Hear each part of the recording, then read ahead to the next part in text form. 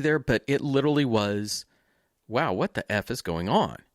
And that, as this began to fall apart, and so we see this campus. My daughter's in love with it. You know, if everything goes well, I imagine that's where all my money is going to go over the next 4 years after she graduates. So please subscribe, rate, like us. Todd needs money.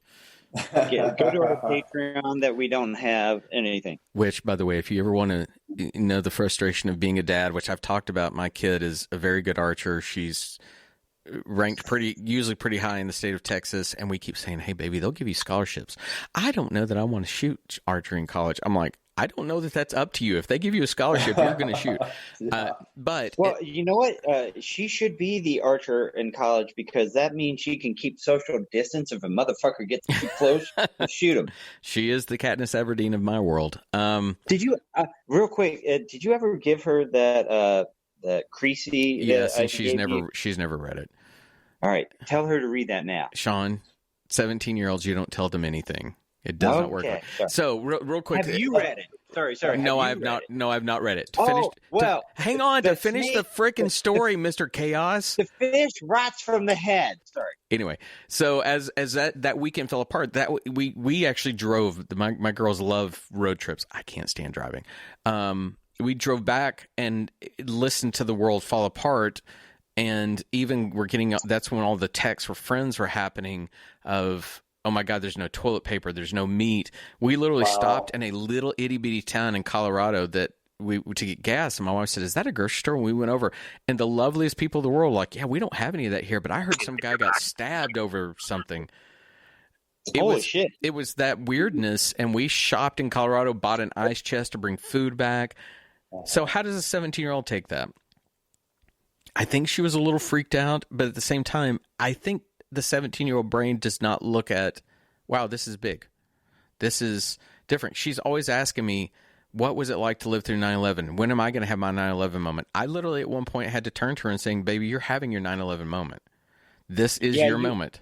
Yeah. It's hard to know. Sometimes it's hard to know you're living through a moment that will be recorded in history. Right. With a 9/11, you can see that. With a pandemic, we're very lucky that we live in the future, because the influenza in 1918, you had to communicate via phone that you had, via press, via telegram, whatever. Now you can snap across the world. Somebody's sick in China, we can find out here. That helped us slow a whole lot down, because can you imagine if we didn't know that this was coming over and we found out as it was sweeping across the country versus the entire country knows when it's happening at one time? Yeah. I think for her, what I keep trying to explain to her is, when you begin to realize a moment is going to change your world, and it's going to change behaviors like we talked about, shaking hands and things like that. I said, think about 9/11.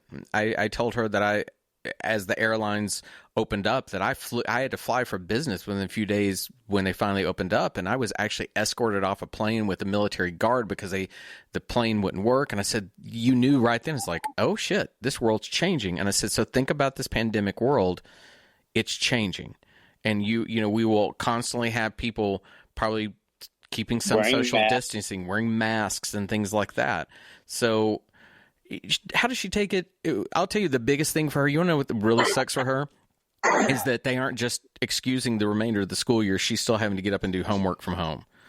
Fair. That she doesn't like that. But the cool thing is that they're just like we're doing with this. They're using Zoom, and she's what's called a PAL, which is a leadership program. And new kids come into the school. She's one of the ones assigned to be that kid's friend for a week and help them get around.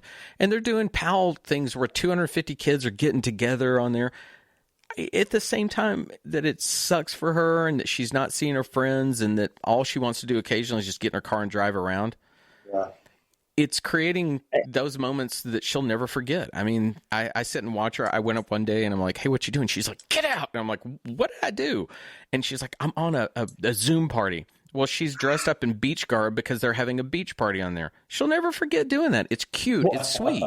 And that's what I was just about to say. Imagine if this had happened in 1979 or 1985, it would be a completely different reaction with us, because here's what we do. We pick up the phone and you can call one person at a time. And that, if somebody else doesn't want to use the phone at the same time, or maybe you have two landlines in the house. Mm-hmm. So now we have kids that can at least interact with hundreds of other people if they want to, even though they're trapped at home. If we were trapped at home, it would literally be, we're trapped at home and I can talk to one or two people, or the person I can see across the street or next door to me if they have kids or stuff like that. So they are very fortunate to be trapped in a pandemic, but they're in the goddamn future. Yeah. Well, the funny thing is with her and technology that I almost have to remind her at times, hey, why don't you go FaceTime with a friend? Why don't you do that? Because they'll text and they'll shoot little TikToks and things and like not talk, see anybody. Yeah. Yeah. And it's like it's almost like you want to play Xbox with somebody and you keep texting them all the time. And they keep saying they can't do it, and then at some point you will play Xbox with them. By the way, for every kind listener and for Richard, that is Sean's way of telling me that he wants to play Xbox, and I just fucking get on an Xbox. You mentioned it earlier. I don't know if it was recorded, but for me, my work world, and I've kind of alluded to it, has just been chaos. It's been working 8 a.m. till 8 p.m, and there are times for me, the last thing I almost want to do is look at anything technology. I'm just like, I actually built a new fire pit area in the backyard with new Adirondack chairs, and I go out and light a fire and drink a glass of wine. That's all I want to do at the end of the day. So that's changing me. Sean knows this. I've been a technology slut all my life. Now I almost want to get away from it. The hard part for me is just not knowing if the business is going to make it, if we'll still continue to be able to sell, if we'll still be able to continue to get supply, because right now supply was cut off for the last 30 days to comic shops for product. And I'll sit in bed sometimes in the morning and just fantasize what it was like 4 months ago when this wasn't even just an issue. And I would just wake up and I would go work out, and then I would go to work, and then I would get stuff done. I would see people, sell comics, then I'd come home and watch some stupid TV or play some game or whatever, and then I'd go to bed. And I think about what I was stressed about 4 months ago. Yeah. And I think about what I'm stressed about now, and it's anxiety. I had these moments of being 15 minutes of being super motivated about what was happening, and then 5 minutes of, I'm like, man, can't do a thing right now. This is terrible. I feel bad. And I don't want to make you have more anxiety, but is your bigger concern the supply coming in or the demand for your supply? You know, it's interesting. So we're at the point where we know that there is a massive amount of unemployment and recessionary stuff that is happening, potentially a long recession or depression that's going to go on for a little while. So my mind is already there that sales are not going to be what they're meant to be, right? But we do have, like most restaurants and most service industry jobs, most places have very loyal following. So we could continue to make sales. My concern, honestly, is getting supply. It's not demand, because I can reduce my supply to meet the demand that's there. But if I don't have supply, I can't make any demand happen. You know, I can't meet any demand. So I would rather have supply and modify it for the demand than have no supply. I don't know.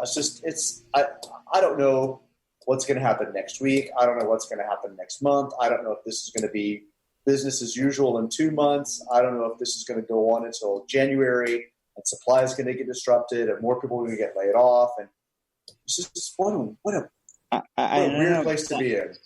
I know it sounds trite to say this, but honestly, isn't that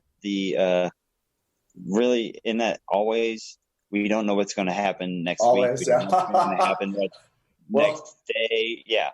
But we always assume it's going to be kind of normal. But yeah, this is the new normal. I know, and everybody's suffering it right now, and we just have to accept if people are high and low, and sometimes assholes, and sometimes super sweet. So we're all struggling with it together. It's kind of hard. Oh, and by the way, I think Nala's back with her new clip nails because I can't hear her, but I think a door opened. Well, everybody stay safe. Everybody try to get by. Please, if you need comics, support our friend Richard. Oh, thank you. That's all I got, boys. I'm waiting for the email tomorrow for the new releases so I can buy some more stuff. There'll be, I think, 10 new releases tomorrow. Ew.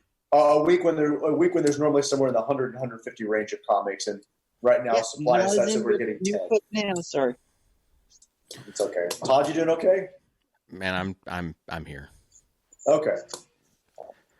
What else? This is the in between therapy session. Well, I vowed that I would. You know, I am lucky. I'm not a big believer in luck. I am fortunate that my job has gotten busier. I know friends that have been furloughed. My own wife has been furloughed. Look out.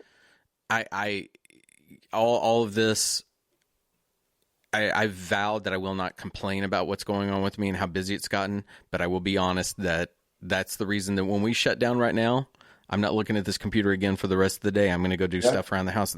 That's my world, is that I have to discipline myself to walk away. So, you know, I'm getting by. It's nice doing this with you guys. Even though it's technology for me, it's nice to do something where I'm not thinking about the company, you know? Yeah. Anyway. Take care of yourself, people. Yeah, wash your hands, be kind, don't shake hands. Because if you don't take care of yourself, you can't take care of the people that you love. There you go. That is the truth. Everyone, be good. See you next week. Bye. Bye, everybody.